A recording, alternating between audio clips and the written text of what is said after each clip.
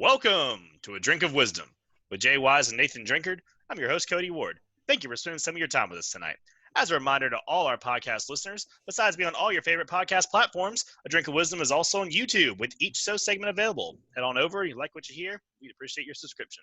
What's going on, guys? Big show tonight, right? Yeah, great show coming at you. About as excited as I've been for a show in a while. But with that being said, let's get it going. You know what it is. It's the drink, it's the beer, and it's the wisdom. Let's go, fellas. Let's talk some sports, baby. You know what it is. Let's roll, baby. Let's go. In episode 81, Zion exits the bubble, Rondo has thumb surgery, and Ben Simmons moves to power forward. Plus, we delve into some NFL players that are getting some big raises. But first, we begin in the NFL tonight with a big report out of Washington. Just days after the Redskins formally announced the team will be searching for a new name, the Washington Post dropped a bombshell report in which 15 women who previously worked for Washington have alleged sexual assault and harassment and verbal abuse by scouts and members of the team's office. The names are mostly high brass that work close with owner Dan Snyder. However, neither former GM Bruce Allen or owner Dan Snyder have been directly linked. The allegations range from inappropriate comments, unwanted physical advances, to even, quote, selling access to cheerleaders during trips and photo shoots. This report drops at a tumultuous time in the franchise under new on-field leadership and looking to rename and rebrand. The NFL has hired an attorney to investigate the claims before proceeding with any action. So, Jay, there's a lot to unpack here, right? So what are your thoughts on this report? Well, it's funny you should say that. I told you this earlier. I didn't read the report because you have to subscribe to the Washington Post to be able to read any of their content. So I'm relying on what the ESPN report that we have, and also one of the local newspapers. I believe it's the Richmond Times-Dispatch that I read some of what they had on it. But anyways, there can be no ifs, ands, or buts about it. This is terrible. And when you look at what transpired earlier in the week with them making the announcement that, hey, we're going to change this name. The Redskins are no more, although until they give me a new name, I said this to Drink earlier, I'm going to refer to them as the Redskins until they give me another name. So hopefully we don't lose viewers because of that, but, strange world we live in today. But this is terrible, and it's terrible on all the fronts, and it speaks to a culture that is poisonous beyond the field of football, because the Redskins, ever since Daniel Snyder took ownership of this franchise, they've been an absolute disgrace for the better part of those 21 seasons. He bought the team in May of 1999. 21 seasons. Let's just break down some of this real quick. We have a record of 142 and 193 with a tie in there. We have 5 playoff appearances in 21 years. We have 2 playoff wins, both in the wild card round. We have 0 playoff wins since 2005. We have nine times in these 21 seasons they finished dead last in the NFCs. They've never won more than 10 games in this span. That's going back to 1999, 2005, and 2012. Never could sneak out an 11th win. Check out this, and I've detailed this in previous accounts of Dan Snyder's poor leadership and poor ownership. And when you rank, Dan Snyder but we talk about different owners of certain teams. Dan Snyder is probably the owner's name that is most recognized in the NFL with doing it being bad at what he is supposed to be. Not that ownership is a job, but he's a bad owner. And I bring that up because whether it's the Detroit Lions, whether I've lamented what's going on in Houston for the past several months, they're bad owners too. But I'm not really sure that the general public knows who they are. But make no mistake about it, people know who Dan Snyder is because of the inept product that the Redskins have been putting out there for years. And check out this. Check out how many coaches have been recycled in and out of there. Marty, and some of them quite notable and quite successful at other places, I might tell you. Marty Schottenheimer, one season, they let him go. Steve Spurrier, we know that was a disaster, but, we got to give him credit. The man was a very successful coach in the college ranks. They brought back Joe Gibbs. That was one of those playoff appearances they had, but he ultimately couldn't get it done after 4 seasons. Jim Zorn, that was the worst hire of all of them. They elevated a quarterback's coach to the position of head coach. That was a joke. You had Mike Shanahan come in there, 4 seasons, 1 playoff appearance, and then Jay Gruden. the most recent firing. And somehow, outside of Jim Zorn, I would tell you this was probably the worst hiring. I've said this jokingly on several occasions. I'm not sure how much of a joke it is. I'm not sure if Dan Snyder thought he was getting Jay Gruden or John Gruden. I'm dead serious at this point. But they gave, out of all these coaches, you will notice Jay Gruden got the most leash. He got more than 5 years. No, Joe Gibbs couldn't get 5 years. Mike Shanahan couldn't get 5 years. Some of these highly successful Super Bowl winning coaches, Marty Schottenheimer never won a Super Bowl. He was always had the reputation he couldn't get it done in the playoffs, but I think he deserved more than 1 year. And how about some of these ridiculous, tragic free agent signings that we've seen?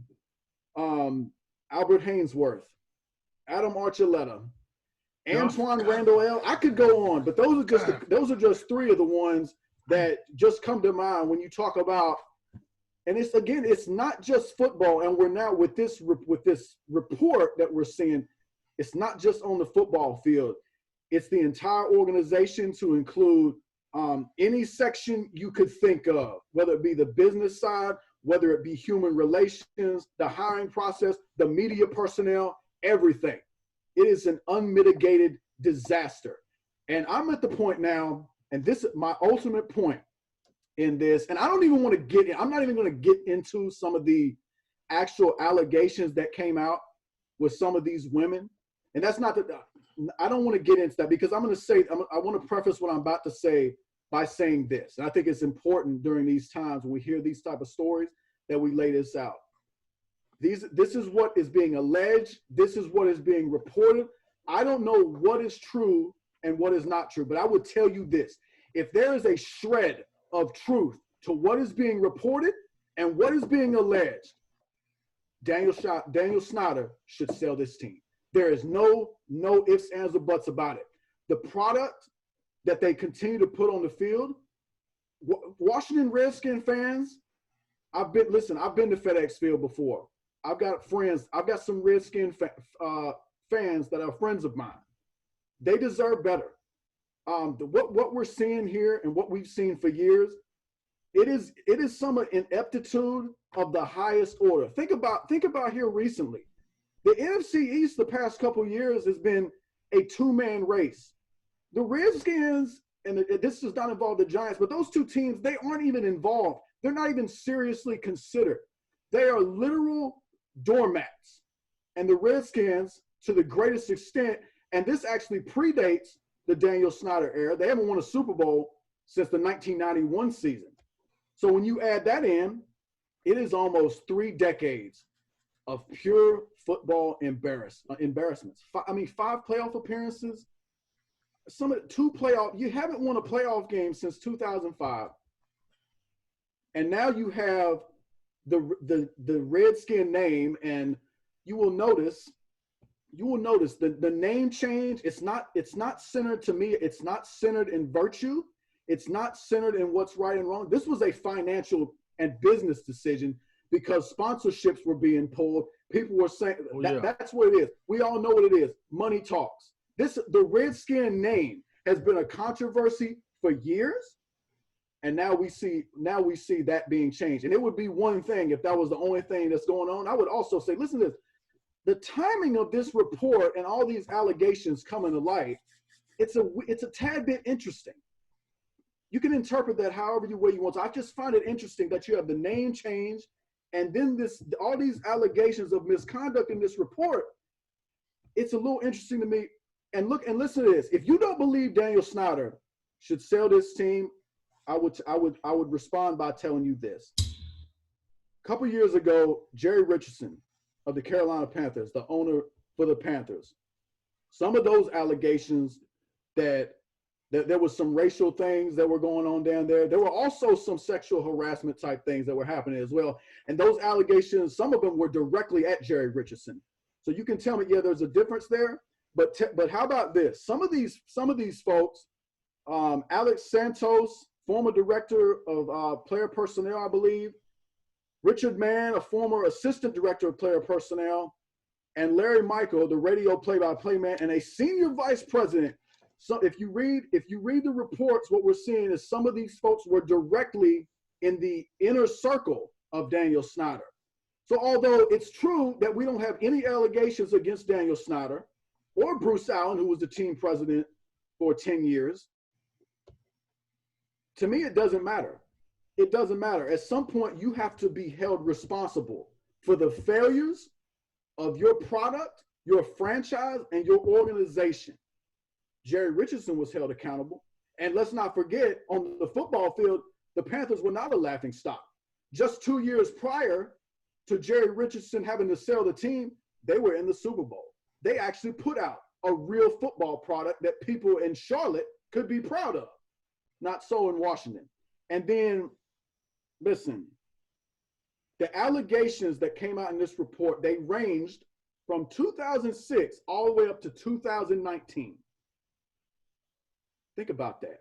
So it's not like this is something that, you know, a couple seasons we had problems. No, this is about 75% of the time that Daniel Snyder has had control. And I will take you a step further. This is an opportunity. Roger Goodell has a real opportunity right here. He should act in a way. He needs to utilize the full power of his office to get Daniel Snyder out of there. They already got the minority owners. What I believe they hold about 40%. They already want to sell. Everybody needs to sell. Sell the team, and this is an opportunity. We talked about this with the Rooney Rule and the lack of diversity in the coaching ranks and the general manager ranks. And what conclusion did we come to? It starts at the top. It starts at ownership. Make the team up for sale. Let's get a black group of folks to get in here and buy the team. I don't know who that would be. I don't know if it's Oprah. I don't know if it's Kanye. I don't know if it's P. Diddy. I don't know who. But you want to affect change, and you want to get minorities in these positions so you can. The only way you do that is from the top down, to me, because we talked about it.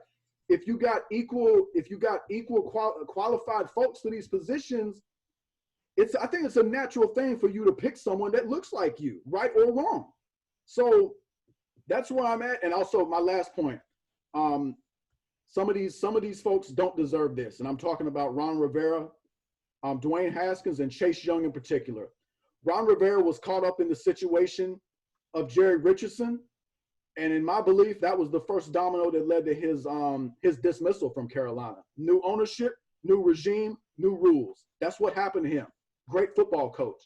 And now, before he's even coached a down for the Washington Redskins, if what I'm saying, if my position, if what I'm saying occurs and Daniel Snyder is forced to sell the team, I think it's going to be tough for Ron Rivera either way. And I'm wondering if he's rethinking his decision to come to the Redskins for what we assume was he got more control than just a head coach. I imagine he's got a significant say in personnel, if not all, because they didn't replace Bruce Allen, if I'm remembering this correctly. As opposed to going to the New York Giants or Dallas Cowboys, who were better choices, better employment spots as far as I'm concerned, better ownership. And he chose not to do so. But Dwayne Haskins and Chase Young, some of their young players, they don't deserve this. It's a shame, but in the end, Daniel Snyder should sell this team. And if he doesn't, the Redskins are going to continue to be god-awful in every way imaginable. Real quick, Bruce Allen was fired after the 2019 season. They don't have a GM right now. Appreciate you. Gotcha. Listen, Jay pretty much laid out everything that could be said about this. I don't really have anything to really say a whole lot, but I'll say this. It does remind me of a saying that's always said, where there's smoke, there's fire. So I do understand people are going to say these are allegations. You can go ahead and kick rocks with these allegations. This is true. How do I know it's true? Because you wouldn't have minority owners saying, hey, I'm out. I'm trying to give up my stocks. Like, do you understand how hard it is to own an NFL team? To have stocks in the NFL team? How rare, not how hard, but I guess to say how rare it is to have stakes, enough stakes where people actually value anything you do or say in an NFL team. It's only 32 of them. That's why once you give up those stakes, you can never own another NFL team again because you only get one crack at it. So if you got minority owners saying, I'm out, I want to get my stakes, I just want to sell my part, go on by my business, it's probably a reason why. That's the bottom line. When you got sponsors, FedEx, Pfizer, these sponsors saying, listen, you do know if you don't change the name, that's about 800 million walking out the door, right? Try to run your team without it. Yeah. So with all that said, Jay laid it out on the field and off the field. My thing is, hey, Roger, if this was a player, you would have had both feet knee deep in his butt by now. If this was a player that was getting accused of any of this, that player would be on the chopping block. So let's not drag our feet there, Roger. Let's go ahead and take care of business. And let's be honest here. If it was a year that you could get away with abusing your power, this is probably it. Go ahead and abuse it. Go ahead and crack that whip, per se. Hey, don't take that as punishment. But you know what I'm saying? Go ahead and listen. You got Jerry Richardson out of there, and we applaud you for it. It can't be that hard to get old Snyder out of here. And just like Jay said, and this was a fantastic point he made, the Redskins suck anyway. So you ain't got to worry about like killing a franchise that's good and then they got to rebuild themselves. Look, this is already ground zero, and they ain't talking 911. You dig? So, you know what I'm saying? Let's start this thing over. Let's get them out of here. These allegations are ridiculous. This is not how professionals handle themselves. This is not how I think the NFL want to be looked at, handling themselves. I mean, it was enough that you're going back and forth about the name, but then you got all this other stuff. And like Jay said, the only thing we know about these teams is what they want us to know, what someone wants us to know. So it's someone out there that want us to know that all this is happening, and that's for a reason, because it's time for a new leadership. We closing for new management, and that's what pretty much this information getting leaked. That's pretty much what it's about. So, listen, let's go ahead and get this ball rolling, and let's get this new name going, this new stadium, because your stadium just as old as your attitude, and let's get it done. And so I'm with Jay on that. I'm not gonna harp on it anymore. And look, it's time to do some spring cleaning outside of Ron Rivera. Ron Rivera deserves to, make his own mark. But the rest of these guys out here, spring cleaning. Go ahead and get them out of here. Yeah, this was definitely quite the bombshell. We started getting rumors and rumbles like earlier this week that more news was coming. Like we had heard about the name change, and then some of the beat reporters and like local reporters were saying, "Hey, something else is down the pipe, and y'all are gonna forget about the name change. Y'all are gonna forget to come up with a new name. This is gonna be this big." And it turns out this is what it is. And like both y'all preface with, this is just, it's a report. They're allegations. They're being investigated. Nothing is like set in stone. But for what it's worth, Alex Santos, Richard Mann, Larry Michael, the three guys that Jay mentioned earlier, they were all fired between a while back. And I think Michael may have been fired earlier, but Santos and Mann were fired on Sunday, July 12th, before all this hit. And the Redskins knew about it. And what I read, they all departed the organization within the past week. Okay, so it was recently. Okay, so yeah, so all three of these guys were getting cleaned out, and that wasn't just, hey, whatever, we're just doing this to do it. Like, you got to think there was some kind of relation there. Like you said, Drink, when there's smoke, there's fire. And right, okay, I see. Yeah, all three of these guys have parted within the past week. So a lot of these allegations are wild, and they range. There's a long-ranging difference in them. I read a story by the Athletics' Rhiannon Walker. She covers Washington as their beat writer, and she told a story about with a meeting with her and Alex Santos at a bar where he was just being really creepy and making all these advances, despite him being married and her saying she was seeing somebody, and he kept making these like disparaging remarks about her appearance and put her hand on her at one point. Like after several pushbacks of, hey man, like, because she has to ride that line of, this is the team's director of player personnel. I need to be in a good relationship with him to do my job. But I can't if you're acting like this. And, she talked about how long it took to get back to where she could even do her job at all and how much she sat out last year's free agency period because of what that meeting did to her and her, the way she had to approach the team and approach him. And that was one of many examples, and at the end of the day, all of us have a military background, and we know how serious this topic is in the military. It's insidious, and it can get into the ranks and into commands. And we've seen it even recently in current events with the military of how this culture can take hold, and if it's not rooted out, and it starts at the top. Whether Dan Snyder anything to do with this or not, he still put these people in their positions of power. Even if there wasn't a single allegation against him, these are your buds, these are your chums, these are people you associate with. So don't, and by the way, don't give me some crap like you don't know what's going on at all. Like that feigned ignorance thing is great if you're not the owner, but when you are the owner, you don't get to play that card. Sorry, man. So just like y'all said, I mean, this is something, this top brass, top to bottom, clean them out, clean everybody out. You keep Rivera, you keep a few other guys maybe you've hired this season, but this can only be rooted out at the top level and swept all the way down and cleaned out. Open the doors, open the windows, get the pressure washer, blast all this out. And again, if it's all true, and start from scratch. And I think that's what's coming. We all agree that's probably what's coming in Washington.